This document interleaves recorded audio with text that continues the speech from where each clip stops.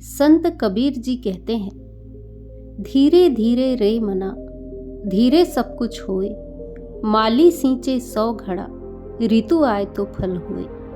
यानी कि धीरे धीरे मेरे मन, तू अपना काम करता रह, क्योंकि धीरे चलने से ही सब कुछ होता है। कोई माली किसी पेड़ में चाहे 100 घड़े पानी डाल दे, लेकिन फिर भी ऋतु आने पर ही उसमें फल लगेंगे।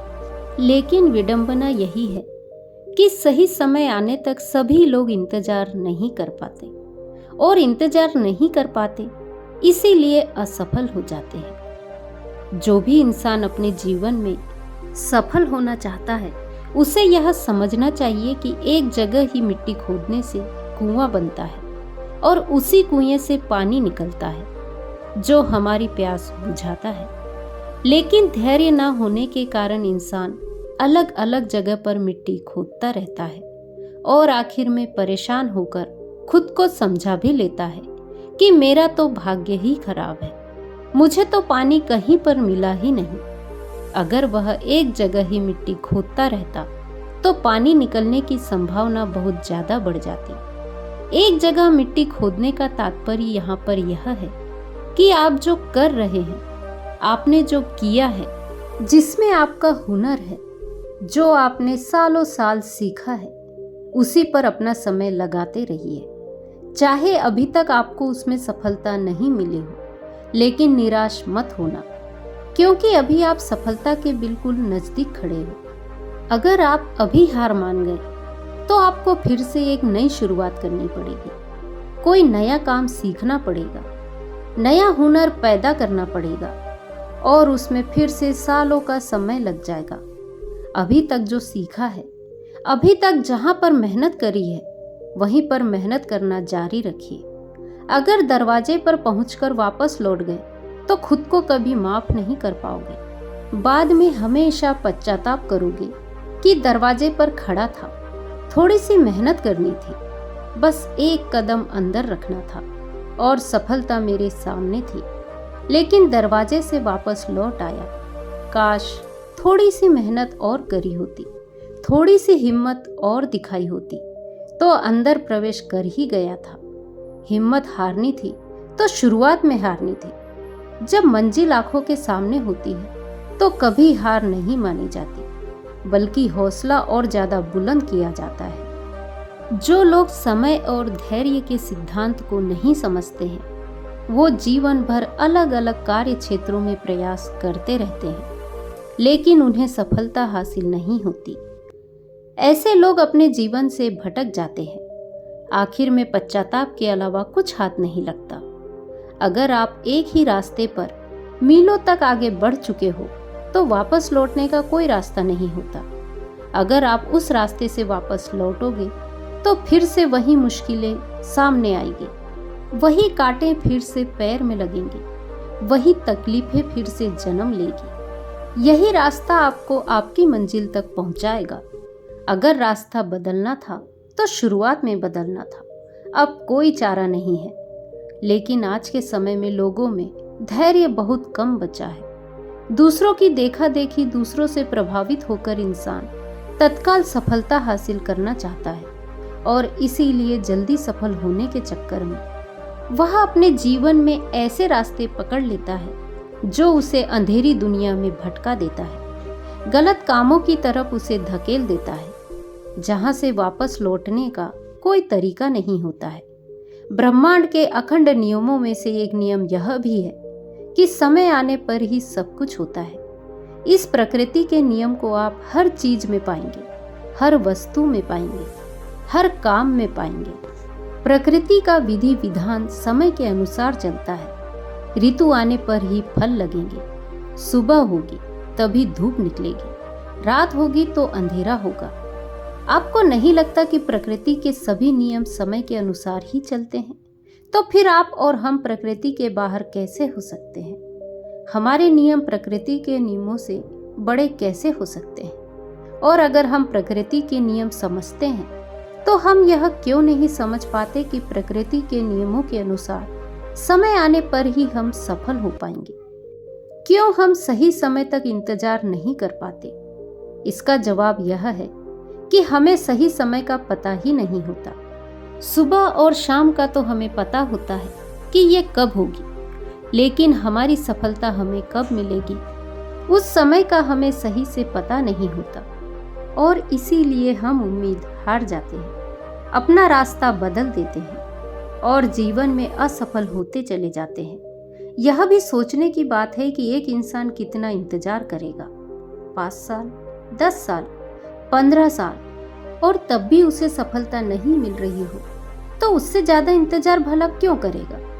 या तो उसे ये पता चल जाए कि उसे 20 साल में सफलता मिल जाएगी, या फिर उसे यह पता चल जाए कि उसे कभी सफलता ही नहीं मिलेगी, तो फिर वो अपना रास्ता बदल सकता है। लेकिन ऐसा तो कभी स्पष्ट नहीं होता है। हमें कितने समय में सफलता मिलेगी यह कभी निश्चित नहीं होता है।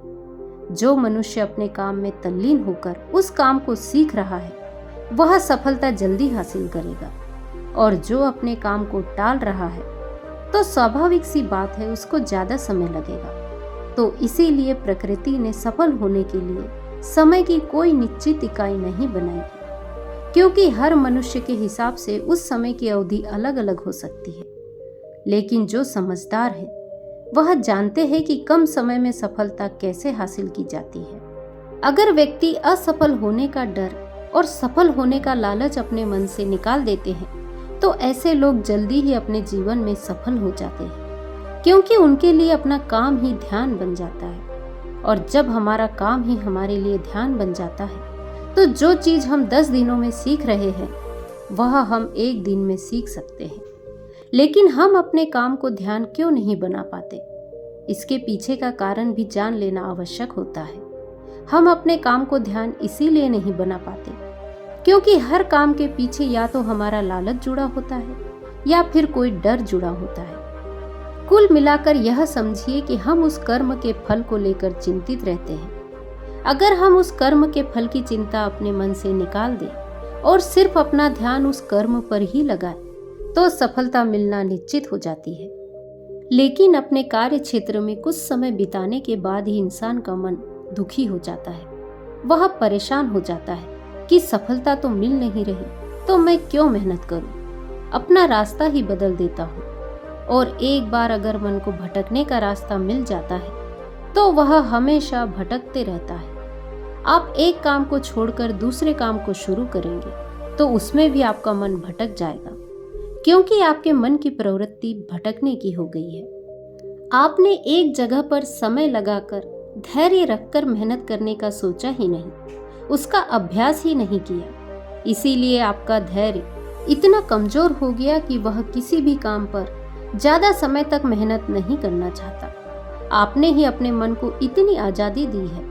अगर आपने अपने मन के बचने के लिए कोई जगह ही नहीं छोड़ी होती तो आपका मन आपके अनुसार काम कर रहा होता। लेकिन आप अपने मन के वशीभूत होकर अपने रास्ते बदल लेते हैं और इसीलिए आपका मन भटकना सीख जाता है और वह आपका कहना नहीं मानता, बल्कि आप खुद अपने मन के गुलाम हो जाते हैं। यह गुलामी की जंजीरें मरने तक आपका साथ नहीं छोड़ती और आप अपनी आदतों के गुलाम होते चले जाते हैं। कुछ लोग उसे आलस्य का नाम दे देते हैं, लेकिन आलस्य यहीं से जन्म लेता है। मन को बचने के लिए कोई भी जगह मत दो। एक भी बहाना उसका काम ना कर पाए ऐसी व्यवस्था सुनिश्चित करो, क्योंकि मन का काम हमेशा आपको भटकाना रहता है। जो चीज मन को हासिल हो गई वह व्यर्थ हो जाती है, और जो नहीं मिली उसके लिए मन तरह तरह की योजनाएं बनाते रहता है। मन का स्वभाव एक जगह ठहरना नहीं है, वह पानी की तरह बहता रहता है। लेकिन अगर हम अपने मन को समझाने का प्रयास करें तो हम उस पानी के बहाव के साथ बहते चले जाते हैं। उसके बाद हमें प्रयास नहीं करना पड़ेगा, जोर जबरदस्ती नहीं करनी पड़ेगी। मन को समझने के बाद आप अपने मन के मालिक हो जाते हैं, और एक बार मन के मालिक बनने के बाद आप अपने मन से जो चाहे वह काम करा सकते हैं। और मन को समझने के लिए सिर्फ एक सूत्र याद रखिए कि समय आने पर सब कुछ होता है। अगर आपका मन धैर्य रखना सीख जाता है तो आप अपने मन को समझना शुरू कर देते हैं, क्योंकि धैर्य और प्रतीक्षा ही मन के ताले की चाबी है। मन को जल्दबाजी में समझा ही नहीं जा सकता है। ये इत्मीनान का काम है, यह ध्यान का काम है। जब आप ध्यान करना शुरू करते हैं तो आपके मन का धैर्य बढ़ना शुरू हो जाता है। आप एक ही जगह पर बहुत देर तक केंद्रित रह सकते हैं और इसीलिए आप अपने मन की गतिविधियों को समझना शुरू कर देते हैं। आपका मन जल्दबाजी की वजह से इधर उधर भागना बंद कर देता है और उसके बाद आपके मन के ताले की चाबी उसे खोलना शुरू कर देती है। और धीरे धीरे जैसे जैसे आप अपने मन को समझना शुरू करते हैं वैसे वैसे आप पाते हैं कि मन के नीचे तो खजाने दबे हुए थे। आपको अपनी अद्भुत शक्तियां पता चलेगी जो शायद ही आपने कभी महसूस की होगी। लेकिन जोर जबरदस्ती से बिल्कुल नहीं होगा, प्रेम से होगा, धैर्य से होगा, प्रतीक्षा से होगा। इसीलिए सफलता पाना है तो धैर्य और प्रतीक्षा रखें और अपने मन को समझने का लगातार ध्यान के द्वारा प्रयास करते रहें। उसके बाद सफलता आपकी होगी, उसके बाद आनंद भी आपका होगा और उसके बाद आप होश में रहकर दुनिया को एक अलग नजरिए से देखना भी सीख सकते हैं। तो दोस्तों, आज की वीडियो यदि आपको पसंद आई होगी तो वीडियो को लाइक, शेयर, कमेंट करें और मेरे चैनल को सब्सक्राइब करें। नमो बुद्धाय।